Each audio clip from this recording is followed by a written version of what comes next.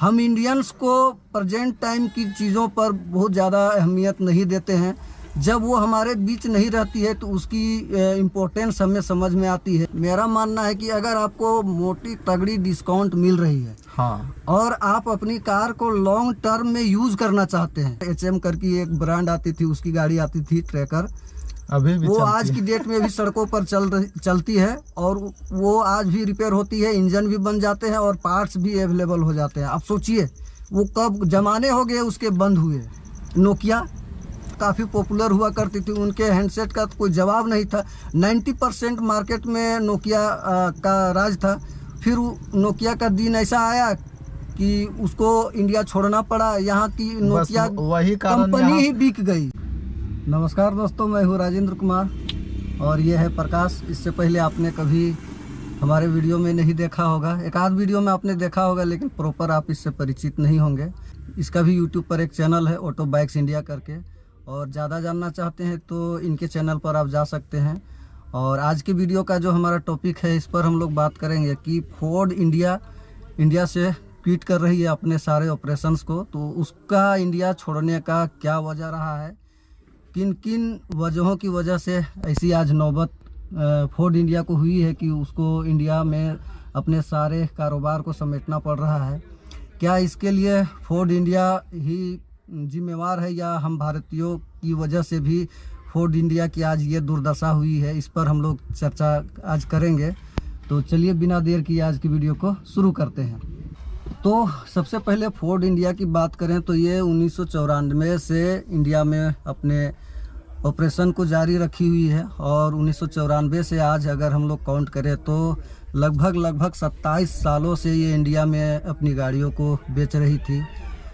और इनकी गाड़ियों की जो खासियत थी, इनकी ड्राइवेबिलिटी, इनका हैंडलिंग, इनकी राइड क्वालिटी की आज भी लोग मिसाल देते हैं। साथ ही साथ जो फोर्ड देती थी सेफ्टी, आज से कुछ सालों पहले की बात करें तो दूसरी brand as a option driver airbag देती थी।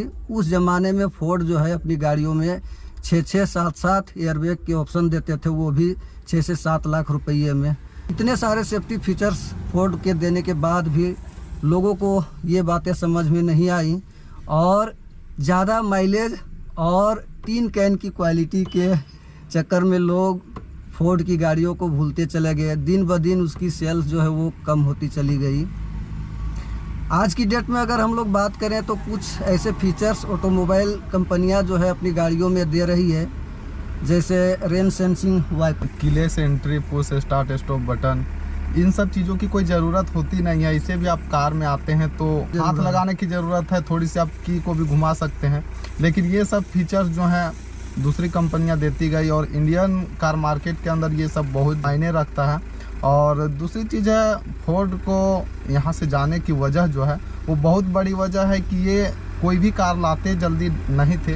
कार नई व्हीकल लाना तो छोड़िए, ये जो है अपने कार को फेसलिफ्ट भी नहीं करते थे।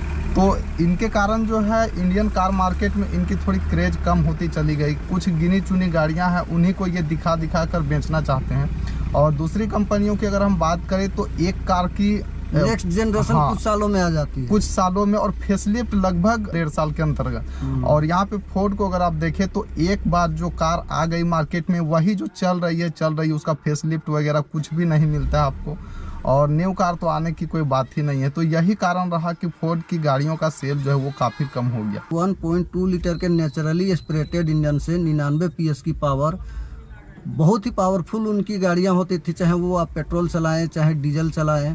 और उनकी ड्राइवेबिलिटी का, जैसे मैंने आपको पहले भी बताया, वहाँ तो कोई दिक्कत थी ही नहीं, इसकी मिसाल दी जाती है। तो ये बहुत बड़ी बात है फोर्ड के लिए। और फोर्ड की एक और अच्छी चीज़ थी कि उनकी आफ्टर सेल सर्विस बहुत ही सेटिस्फैक्ट्री थी, मतलब काफ़ी लोग संतुष्ट रहते थे फोर्ड की सर्विस से। तो इतना चीज़ देने के बाद भी फोर्ड की गाड़ियां लोगों को नहीं लुभा पाई। ये हमारे लिए, हमारे इंडियंस के लिए काफ़ी दुर्भाग्य की बात है। हम इंडियंस को प्रेजेंट टाइम की चीज़ों पर बहुत ज़्यादा अहमियत नहीं देते हैं।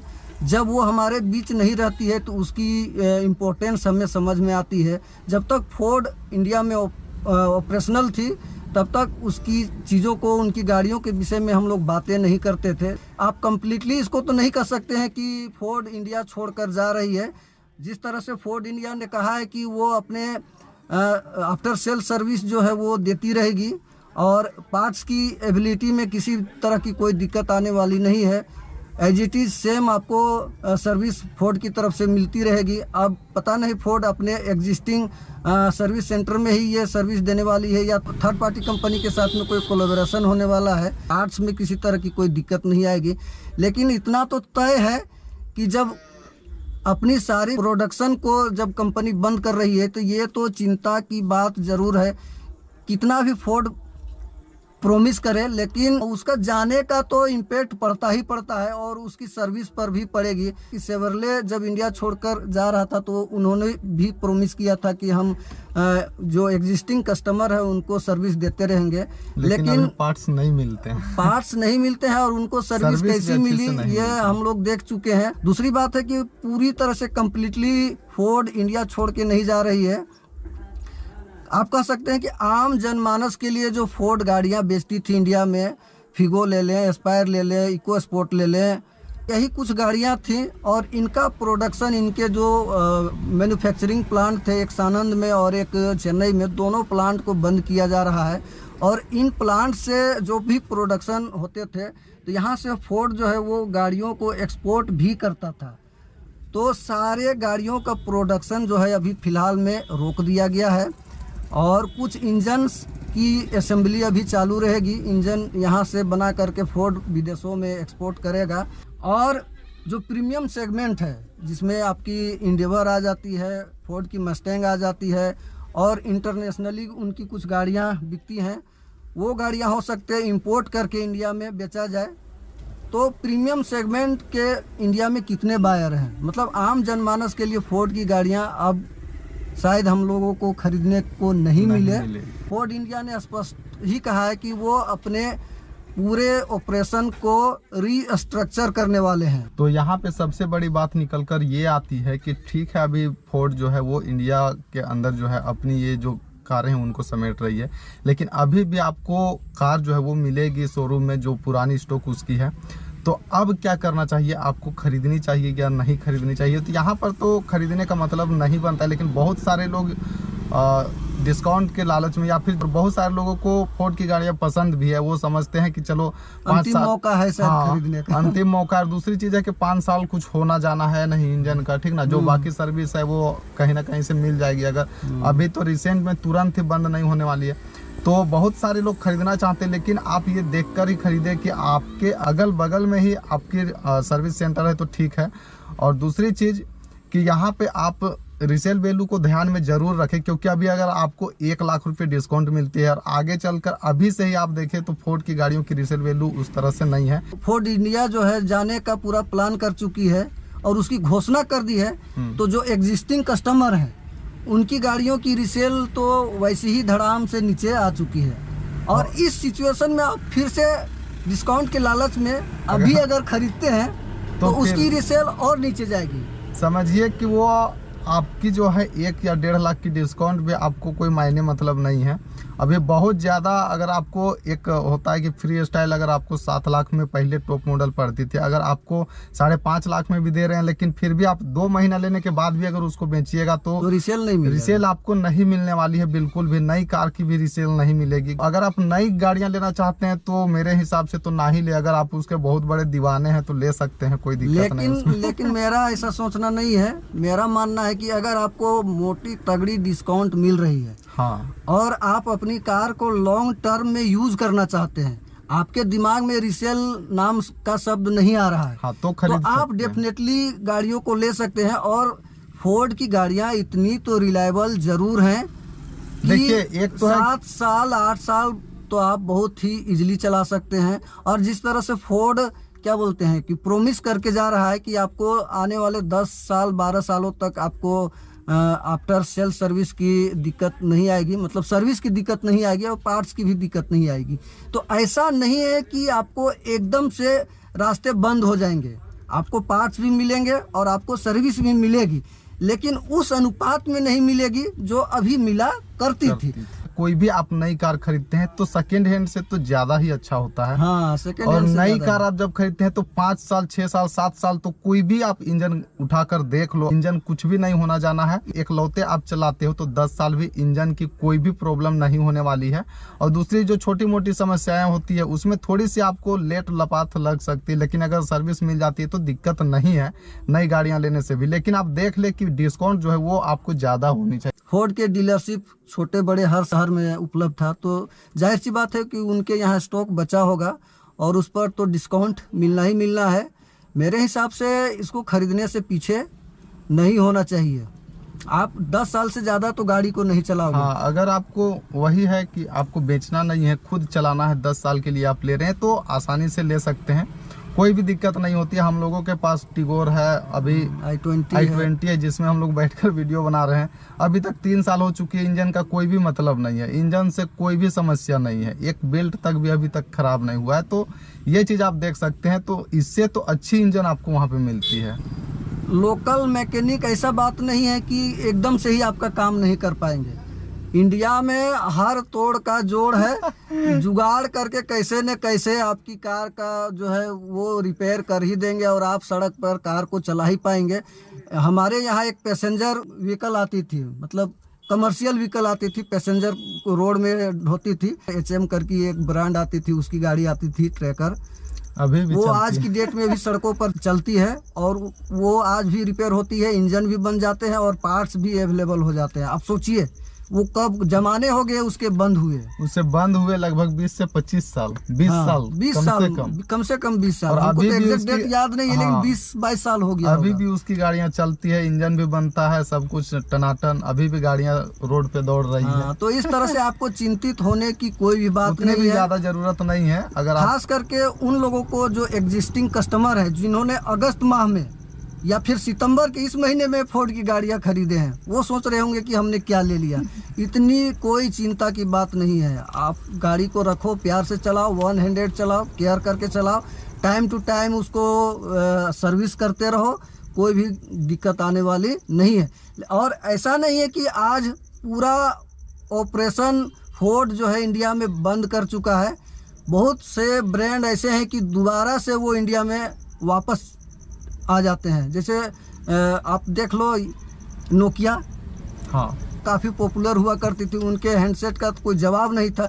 90% मार्केट में नोकिया का राज था। फिर नोकिया का दिन ऐसा आया कि उसको इंडिया छोड़ना पड़ा, यहाँ की नोकिया वही कारण कंपनी ही बिक गई। आज यहाँ फिर पे से नोकिया दोनों जो वापस है है। सेम लगभग लग रहे हैं। नोकिया भी अपने समय के साथ बदलाव नहीं किया, हाँ। जिसके कारण जो है नोकिया को इंडिया से जाना पड़ा। इंडिया से क्या उनकी ब्रांड ही बिक गई। और वहीं पे आप देखें तो दूसरी कंपनियां समय के अनुसार से बदलाव करती हैं। तो टच स्क्रीन का ज़माना आया, एंड्रॉयड का ज़माना आया, नोकिया के फ़ोन समय के साथ अपग्रेड नहीं हुए, नोकिया का दिन चला गया। सेम वही कहानी फोर्ड के साथ फोर्ड में के भी हुआ है। अभी मोटरोला कुछ दिन पहले इंडिया कारोबार छोड़ दी थी, आज फिर से मोटरोला इंडिया में वापस है।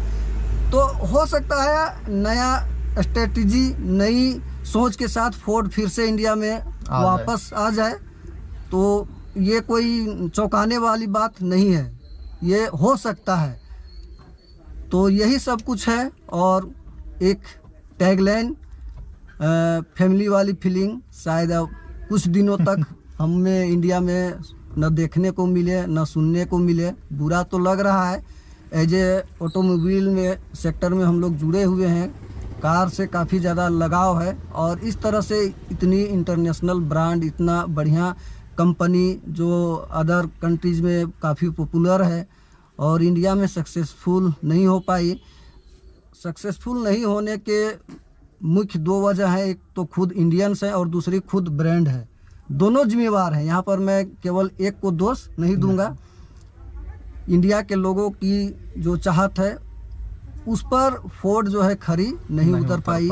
इंडिया को ज़्यादा माइलेज चाहिए था, ज़्यादा फीचर्स चाहिए थे, दिखावे के फीचर्स जैसे automatic headlamps, automatic rain sensing wiper, push start stop button और कीलेस एंट्री, एम्बियंट लाइट, ये सब चीज़ें लोगों को लुभाती हैं इंडियंस को।